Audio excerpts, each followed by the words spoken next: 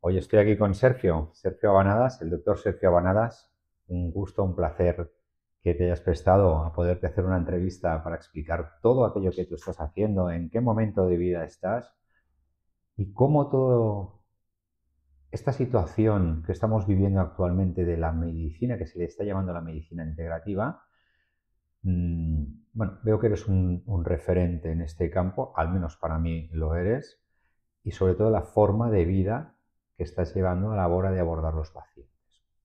Dicho esto, me gustaría un poco que me explicaras tu trayectoria desde el principio. Lo he escuchado muchísimas veces, muy interesante, porque lo que más me interesa es cómo un médico convencional, un farmacólogo, ha podido llegar a ver la medicina de esta manera. Bien, pues nada, gracias Roger por la invitación y poder hablar de lo que realmente nos gusta, ¿no? Y bueno, si querés, podemos empezar por aquí, por la trayectoria, ¿no? Pero yo podemos decir que soy un médico generalista, ¿no? De vocación, ¿no?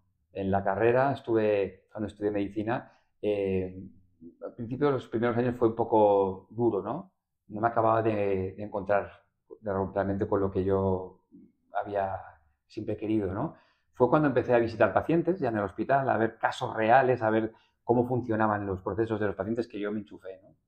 Y bueno, pues ahí siempre he tenido esa mentalidad de un médico que ve pues, a los pacientes como un médico internista, un médico de familia, un médico generalista, ¿no? Que no está interesado en pequeños detalles del paciente, sino que está interesado en las grandes preguntas, ¿no? En lo que le pasa a esa persona, ¿no? En todas sus dimensiones. Cuando vas hablando con varios médicos, tengo esa sensación que muchos me dicen, hostia, me gusta, pero noto que me falta algo, ¿no? Y eso es lo que sentías tú en ese momento. ¿Y cómo encontraste ese camino? Porque claro, ahora la medicina integrativa está un poco más extendida, es mucho más sencillo, pero seguramente en tu época debía ser bastante complejo buscar el camino. Mm. Sí, pero claro, yo también tuve el tema de la especialidad, que hice farmacología clínica, no hice una medicina generalista, ¿no? Y esto fue porque yo también tengo una parte investigadora y de innovación que está dentro mía y que va a la par de mi interés por lo humano, también mi interés por lo científico. Entonces ahí hice una especialidad donde yo podía hacer la tesis doctoral durante la especialidad. Siempre estuve vinculado a los pacientes, jamás dejé, ¿no?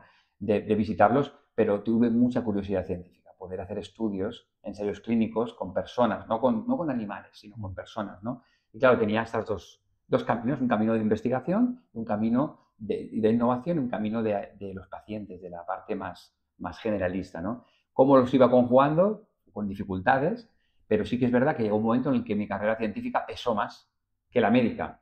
Ahí me fui a Inglaterra, estuve haciendo un postdoc, estuve en Cambridge, en la Universidad de Cambridge, haciendo neurociencias y bueno, me dieron paso a ser director médico de un centro de desarrollo de medicamentos, donde estaba la industria farmacéutica y hubo un momento en que yo dije, oye, me estoy alejando ya demasiado de lo que es el paciente, ¿no? Tuve muchas responsabilidades, algo de estrés y hubo un momento que dije, mira, yo necesito reconciliarme con lo que yo he venido a hacer aquí, que es a seguir innovando, pero con los pacientes, visitando pacientes.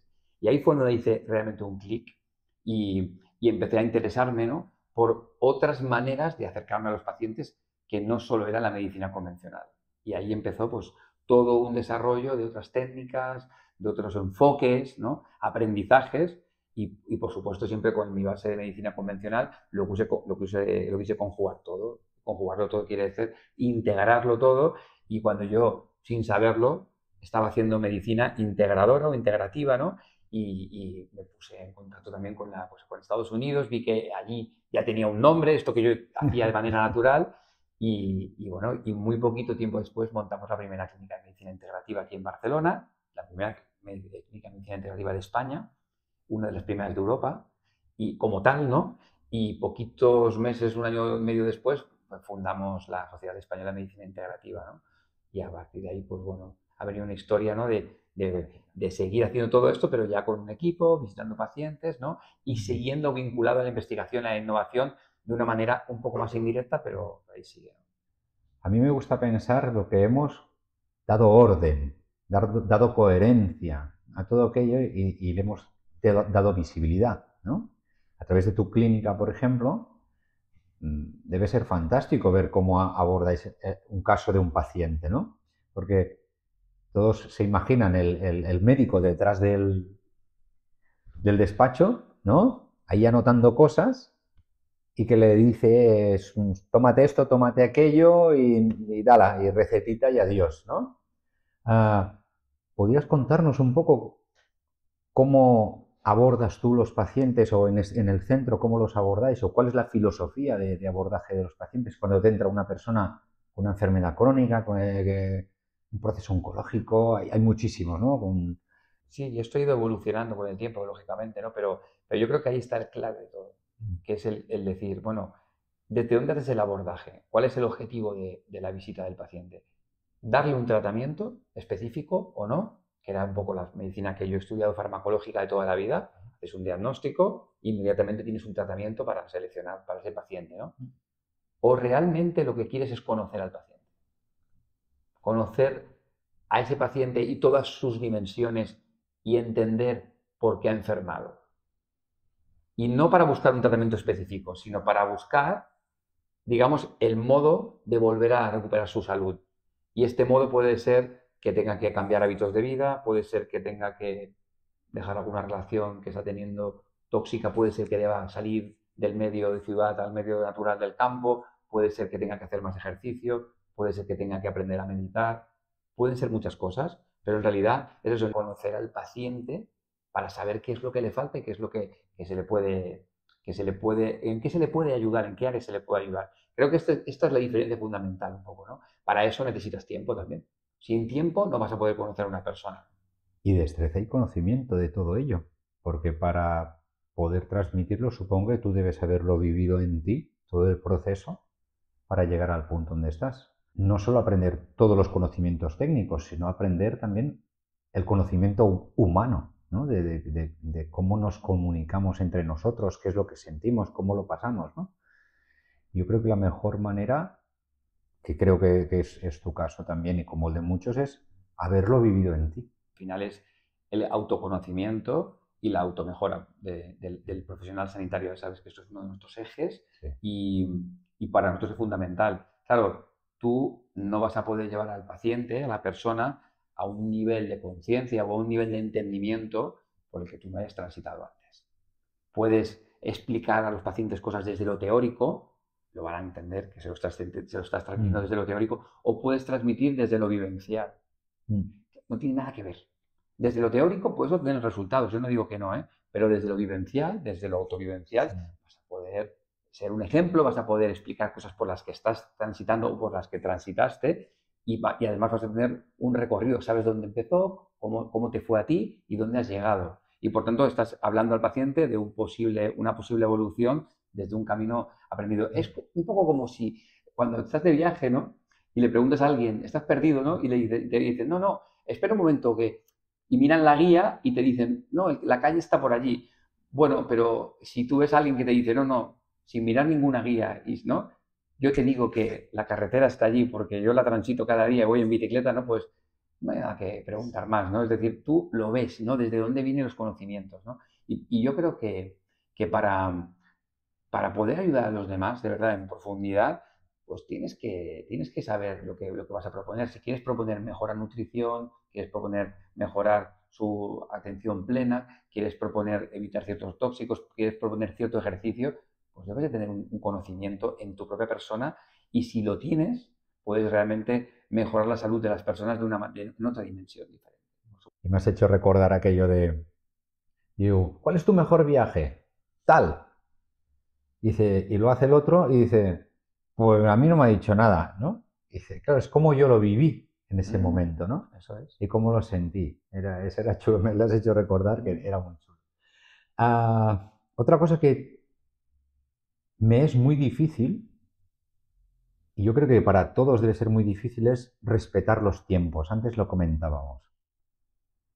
Cuando vienes a aprender algo, tienes que transitarlo, muchas veces la mayoría creemos que, bueno, yo esto ya lo he hecho, yo esto ya sé cómo va, hasta que lo vives, ¿no? Esa experiencia vivencial que para nosotros es tan clave, ¿no? Hay que vivirlo para hacerlo. Está muy bien la comodidad del online, pero es que si no lo vives, no lo transitas en ti, ni vives esas sensaciones, esa experiencia, creo que difícilmente la puedes empatizar. La propuesta que tú haces en la formación que estás impartiendo como director médico, me parece que es muy acertada yendo de esa manera, viendo toda la vivencia que tienen, más componentes y conocimientos que tienen que tener, pero que lo vivan. Porque si no es así, no nos destinamos ni el tiempo. La pregunta era un poco de gestionar, porque muchas veces tú tendrás muy claro todo el plan que tienen que seguir. O como alguien quiere aprender, o un paciente que necesita sanar, dices, ostras, he visto que debe seguir estos pasos. Pero cuando ves el objetivo y dices, se lo voy a contar ya, ¿para qué hacer pasos intermedios? ¿No? Si lo veo tan claro que tú lo que tienes que hacer es esto. ¿Cómo has aprendido a gestionar esos tiempos y a enseñar a gestionar esos tiempos? Porque yo realmente lo veo muy complejo, muy difícil hacerlo. Sí, esto es una muy buena pregunta. Ahí tiene dos vertientes, los pacientes y los alumnos, ¿vale? Pero si empezamos por los pacientes, tú eso es un tema muy de experiencia, ¿eh? Por eso, un médico que empieza, ¿no? Un profesional sanitario que empieza va a tener más dificultades, porque también depende de tu experiencia en la vida esto. Es decir, no solo depende de lo que has aprendido, ¿no? Pero es verdad que aunque tú conozcas un camino que puede llevarle a una curación a un paciente, primero vas a tener que entender qué paciente tienes delante y después, como una especie de carta, ¿no?, de posibilidades, vas a tener que ofrecerle unas diversas avenidas o caminos hacia esa curación, ¿no? Porque no solo hay un camino. Y dentro de sus preferencias, su disponibilidad de tiempo, económica, ¿vale?, social, dentro de su familia, dentro de todo lo que le rodea, que puede hacer o que puede no dejar de hacer, ¿no? Porque muchas veces tienen que dejar de hacer cosas, o dejar cierto vicio, o dejar, ¿no? Pero claro, ¿por dónde empiezas, no? Y eso sí que hay en el qué ofrecer a cada persona en el momento para que sea lo más relevante para él y para que no fracase en su intento, ahí hay un cierto arte y una experiencia de muchos pacientes acumuladas, donde has visto muchas reacciones, donde has visto personas parecidas, patrones parecidos, y tienes que escoger, porque tú no puedes decirle al paciente que tiene que hacer 80 cosas cuando sale de una visita, porque es que no las va a hacer. Entonces ahí el escoger el momento, ¿no? También hay que abrir esas avenidas, decir, mira, para llegar a donde queremos, tenemos estos mecanismos. ¿Por dónde te gustaría empezar a ti? Porque a lo mejor te sorprende el paciente y tú crees que va a empezar por un lado y no quiere empezar. ¿Qué podrías dejar primero, no? Por ejemplo, ¿no? Yo hay veces que el tema del tabaco, del fumar, no lo toco en la visita. A lo mejor otro compañero mío, otra compañera diría, no fume usted, lo primero que va a decir. Pero si yo noto que el uso del tabaco de alguna manera está estabilizando algo a esa persona en su anímico y que si le voy a pedir que lo deje, le va a ocasionar tal zozobra, tal estrés, que me va a condicionar otras cosas que veo prioritarias antes, no se lo voy a pedir inicialmente. Es un ejemplo para que me entendáis bien, ¿no?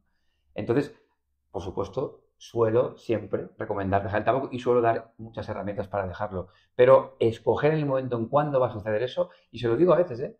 Sé que fumas, no me gusta, vas a tener que dejarlo, pero te lo voy a pedir más adelante. Y así también les estoy diciendo, pero ahora, por favor, ¿sabes? Vamos a empezar por esto, por esto. En cuanto a los alumnos, ¿no? Claro, nosotros hemos diseñado este máster que ya venía siendo semipresencial, ¿no? Y que me parece fundamental, porque en los tiempos que vivimos, claro, si hacemos algo que es online, va a venir mucha más gente. Tú lo sabes perfectamente. Sí. Y van a venir muchos más alumnos y a lo mejor es un Perdemos éxito dinero. comercial, pero claro, ¿dónde llegas con eso, no? Pues a una cierta formación de conocimientos, que está muy bien, no lo pongo en ningún tipo de contraste, pero si realmente queremos que los profesionales sanitarios aprendan a ser mejores personas, aprendan a tener más autoconocimiento, técnicas de mindful, ¿no? Autocontrol, mejora de su bagaje personal, ¿no?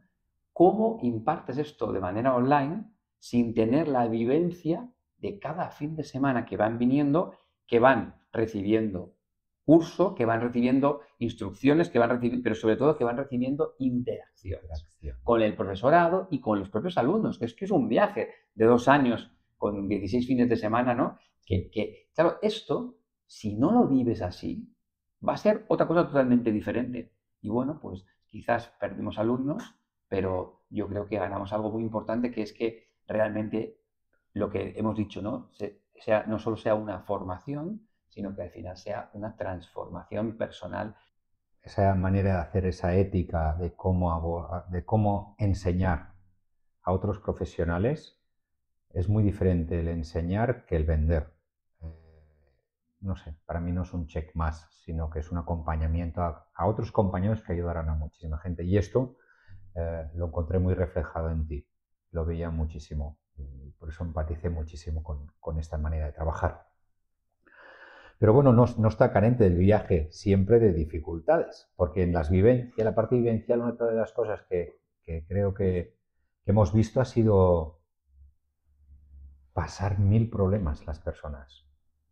Cuando han fallecido, un problema de salud importante, desplazamientos. Cuando llegas a clase te pueden contar mil historias, pero llegas a acumular un problema económico, también puede surgir, una discusión, una rotura con un vínculo importante, un divorcio, todo esto nos afecta enormemente, ¿no? Y entonces, que lo vivan allí en clase y que se sientan arropados por sus compañeros, creo que esa experiencia, cuando la asimilan vivencialmente, es cuando ellos pueden verla también en los pacientes, ¿no?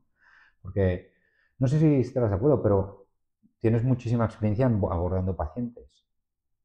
Me da a mí la mosca en la nariz de que muchos de los problemas son problemas de vínculos relacionales con las otras personas. Sí, sí, esto es muy importante. Somos humanos.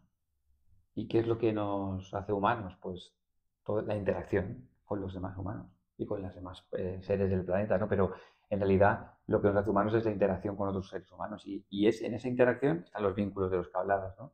Y los vínculos emocionales son la causa, ¿no? De las mejores cosas de la vida y de las peores. Y entonces, claro, al final, el vincularlos con otras personas pueden ser vinculaciones desde nuestros egos, desde nuestras carencias, desde patrones de comportamiento inconsciente que todos tenemos, absolutamente todos, y que nos hacen interaccionar con otras personas y que nos generan pues, emociones, sentimientos y a veces estrés, ¿por qué no decirlo? Y esto está un poco en la evolución o en la causa o en las consecuencias o vinculado también con los trastornos físicos que tenemos. Lo que siempre hablamos, ¿no? Dimensiones del ser humano físicas, emocionales, mentales, espirituales, ¿no? Todo conjunto nos mantiene en salud o nos enferma, ¿no? Y esas vinculaciones humanas pues es el vivir la vida, ¿no? Es lo que también está en relación con lo que estamos hablando en el máster, ¿no? El alumno tiene 2 años de recorrido y pueden pasar, como decías, muchísimas cosas, ¿no? Y, y bueno, pues a mí me gusta mucho también esta filosofía, ¿no? Que tú también has ido, ¿no? Impregnando en el máster, ¿no? De vivir, ¿no? De vivir y de convivir, ¿no? Entre todos y poder, ¿no? Mirarnos a los ojos, ir evolucionando y por supuesto que pueden suceder cosas y van a suceder cosas, ¿no? Es una cosa viva, está viva y en esos 2 años, pues pueden suceder cosas de múltiple índole, ¿no? Lo que nosotros vamos a intentar es que el alumno que empiece el máster disponga al final, durante el recorrido y al final, sobre todo, cuando haya aprendido mucho, pues de unas herramientas. De unas herramientas para mantenerse más en calma, para poder estar más en atención plena, para poder, de alguna manera, no dejarse llevar por toda esa cosa emocional, por todo ese disturbio, por esos vínculos, esos patrones de comportamiento inconsciente, ¿no? Y también, enganchándolo con la pregunta anterior, si uno genera esa presencia, ¿no? Esa calma, en el profesional sanitario va a poder disponer también de esa calma para él, para su vida, para sus relaciones humanas, que pueden ser mucho más nutritivas, menos tóxicas, y también va a poder crear un vínculo con el paciente diferente. Y ahí es donde se establece un poco eso que estamos intentando, ¿no? en el curso, que es que el profesional aproveche su calma, su proceso de integración, para que pueda arropar al paciente y servirle un poco de espejo y de modelo donde mirarse, ¿no? Sobre la evidencia científica, que todo el mundo se le llena la boca de la evidencia científica, y sobre la invasión de competencias, ¿no? Que a lo mejor parece ser que a lo mejor estamos haciendo de psicólogos cuando no somos psicólogos, ¿sabes? O la evidencia científica, lo que decíamos, ¿no? Sí, esto, ¿qué evidencia tiene? ¿No? Que es, podríamos decir, el más conservador, serían de las cosas que podría indicar. ¿Tú, cuál es tu parecer en este sentido? Como científico, doctorado, postdoctorado, ¿no? y revisor de revistas internacionales, y que estoy en congresos internacionales implicado, ¿no? y continuamente, para mí la ciencia es fundamental, ¿vale? La ciencia a veces se nos llena la boca también con esa palabra, ¿no? No es lo mismo la ciencia física que la ciencia biomédica, o la ciencia médica, es decir, si que caiga un ladrillo, ¿no? de un edificio y toque el suelo, va a variar en 0,0000001, ¿no? en cada hora del día, ¿no? Depende bueno, del ambiente, la humedad, del viento, pero es tan poco variable, o sea, ¡pam!, es aplastante la física, ¿no?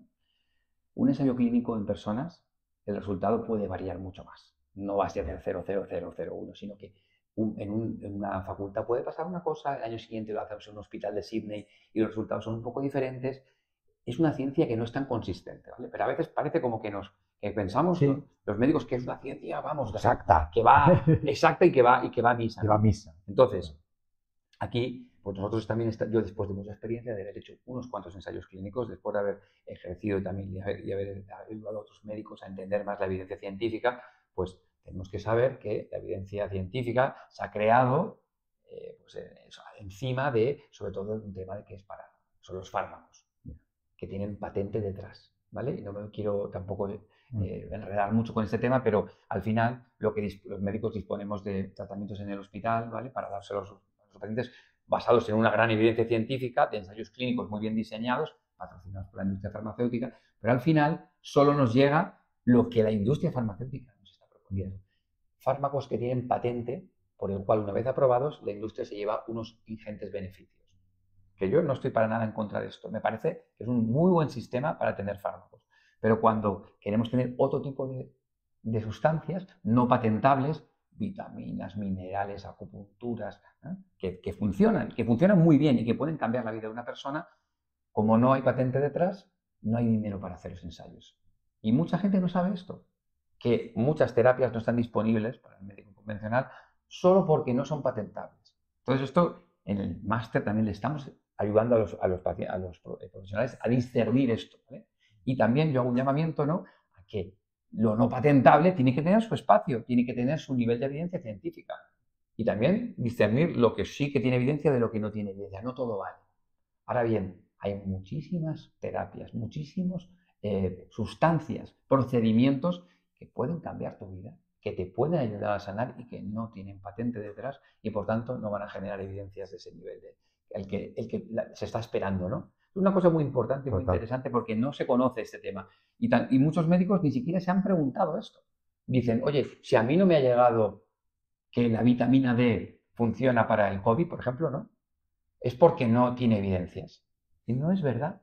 Es porque nadie tiene la patente de la vitamina D y no se van a generar esas evidencias. No hay un lobby detrás, ¿no? Esto es importante que lo sepan. Entonces, al final, la medicina tiene que estar basada en evidencias, pero también la medicina tiene que estar basada en las evidencias de lo no patentable. Eso es un poco algo que estamos promoviendo nosotros desde hace mucho tiempo, ¿no? Y que yo creo que en algún momento nos vamos a tener que sentar a poner unas bases para demostrar esas evidencias, ¿no?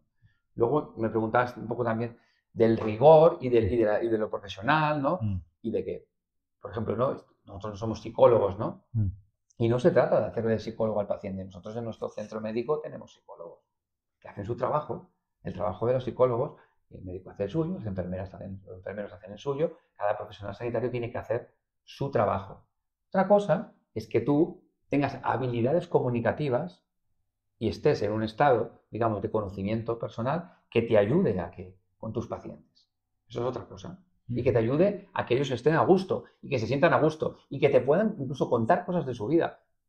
No les vas a tratar como un psicólogo, pero ellos se van a sentir a gusto de poder estar siendo escuchados. Porque es que eso le pasa a todos los profesionales. Claro. Un fisioterapeuta que está abordando a un paciente que le cuenta sus cosas y le acompaña en su recuperación, está en lo mismo. Claro, y le está escuchando durante la sesión de fisioterapia. Sí.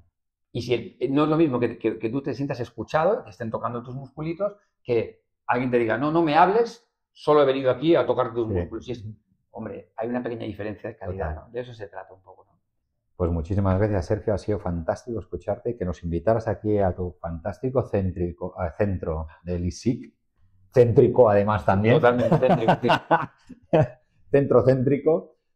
Y aparte me ha encantado ver el centro, cómo nos has atendido. Y sé que tenéis todo a tope, que vais, Pues sí. vais con mucha gente. Tienes un equipo fantástico de gente aquí.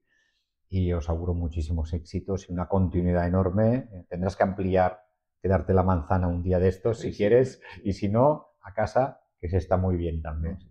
Mantener un equipo que somos una familia realmente y que nos conocemos todos y que estamos a gusto y que podemos trabajar bien es mucho mejor que no ampliar. Es verdad que tenemos listas de espera y bueno, podríamos tener otro modelo, pero yo prefiero sinceramente crecer de manera sostenible y seguir atendiendo con calma. Eso mejor.